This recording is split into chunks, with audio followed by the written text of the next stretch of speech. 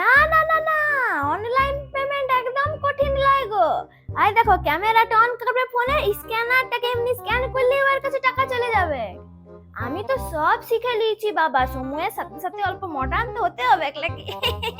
আমি ক্যাশেই রাখি নাই আজকাল। ও, তোমার তো সামনে পরীক্ষা নাকি? পরীক্ষার পর তোমার টার্গেট কি? বিবিএ করব ভাবছি, ওই bachelor in business administration. Business নিয়ে? বাহ, ভালো ভালো। ওইটা কি ব্যবসা করবে নাকি তারপর? না, তারপরে এমবিএ করে প্রাইভেট সেক্টর। ওহো, আমাকে বলতে হবে না, আমি জানি এমবিএ লয়। ওই তো ওদের ঘরের ছেলে রাহুলও তো করলো এমবিএ। করো করো, ভালো। কিন্তু দিদি, দেখো, যদি তার আগে টুকু অনার্সটা করে নেয়, তাইলে কি কোনো না হলে টিউশন পড়ায় খেতে পারবে। আর সরকারি চাকরির যদি টুকু চেষ্টা করে, তাহলে কি সরকারি চাকরি হয়ে গেলে কি মনে একটা শান্তি।